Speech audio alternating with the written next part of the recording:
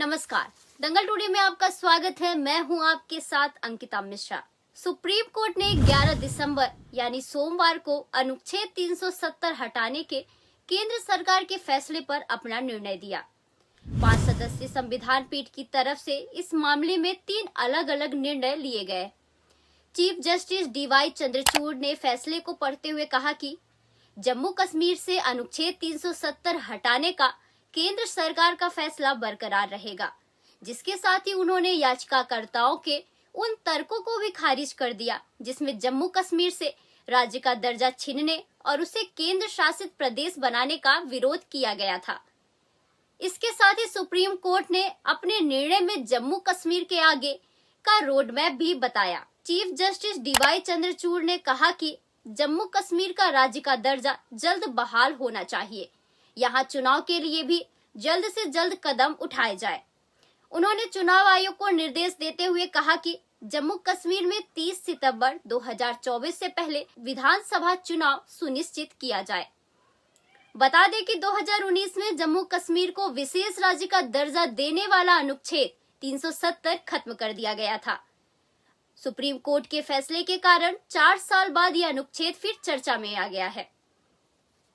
इससे पहले कोर्ट में अनुच्छेद 370 हटाने को चुनौती दी गई थी। इससे जुड़ी 23 से ज्यादा याचिकाएं कोर्ट में भी थी, जिसको लेकर सोमवार को फैसला आया है। आइए जानते हैं कि अनुच्छेद 370 क्या है, सरकार ने इसे क्यों हटाया। 5 अगस्त 2019 को केंद्र सरकार ने अनुच्छेद 370 खत्म कर दिया था। यह कानून जम्मू कश्मीर में करीब 7 दशक से चला आ रहा था।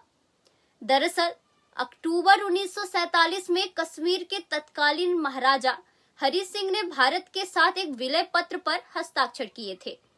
इसमें कहा गया कि 3 विषयों के आधार पर यानी विदेश मामले, रक्षा और संचार पर जम्मू और कश्मीर भारत सरकार को अपनी शक्ति हस्तांतरित करेगा। इतिहासकार प्रोफेसर संध्या कहती हैं कि मार्च 1948 में महाराजा ने शेख अब्दुल्ला के साथ प्रधानमंत्री के रूप में राज्य में एक अंतरिम सरकार नियुक्त की।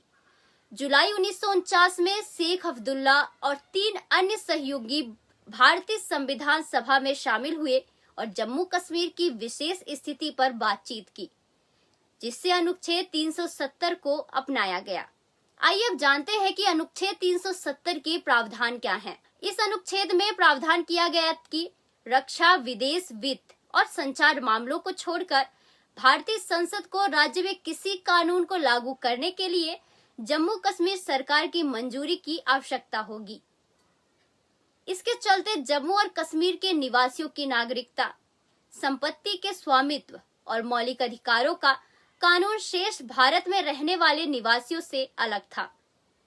अनुच्छेद 370 के तहत यह राज्यों के नागरिक जम्मू कश्मीर में संपत्ति नहीं खरीद सकते थे। अनुच्छेद 370 के तहत ही केंद्र को राज्य में वित्तीय आपातकाल घोषित करने की शक्ति नहीं थी। वहीं अनुच्छेद 370 1C में उल्लेख किया गया था कि भारतीय संविधान का अनुच्छेद 1 अनुच्छेद 70 के माध्यम से कश्मीर पर लागू होता है। अनुच्छेद 1 संघ के राज्यों को सूचीबद्ध करता है।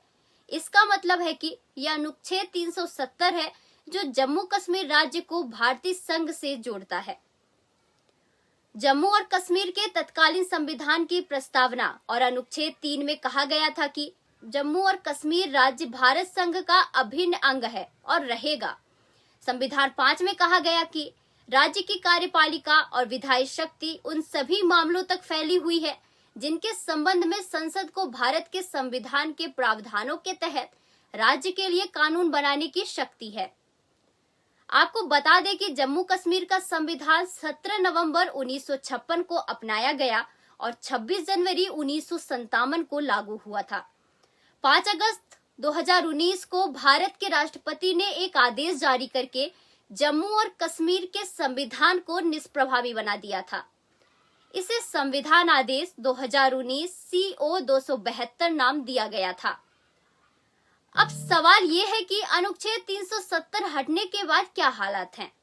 2019 में जब अनुच्छेद 370 खत्म किया गया था तब पड़ोसी मुल्क पाकिस्तान ने कुछ हद तक स्थिति बिगाड़ने की कोशिश की थी। घुसपैठ के जरिए हिंसा कराने की खूब कोशिश हुई, लेकिन सुरक्षा बलों ने सभी को नाकाम कर दिया। केंद्र सरकार ने विशेष तौर पर जम्मू कश्मीर के विकास पर फोकस करना शुरू कर दिया और अब हर बजट में जम्मू कश्मीर के लिए विशेष प्रावधान किए जाते हैं ताकि यहाँ के लोगों को मुख्य धारा से जोड़ा जा सके। अनुच्छेद 370 खत्म होने के बाद पहली बार ऐसा हुआ जब जम्मू कश्मीर संयुक्त राष्ट्र के दागी लिस्ट से बाहर हुआ। वहीं पिछले कुछ समय में राज्य में पर्यटन में भारी बढ़ोतरी भी देखी गई है। जहां घाटी में दशकों बाद सिनेमा खुलने लगे हैं, तो वहीं पत्थरबाजी की घटनाएं और बंद के आह्वान लगभग शून्य हो चुके हैं। राज्य के निवेश की संभावनाएं लगातार बढ़ रही हैं और हर क्षेत्र में विकास के नए द्वार खुल रहे हैं। नमस्कार, ऐसे ही खबरों के लिए बने रहें दंगल टुडे पर।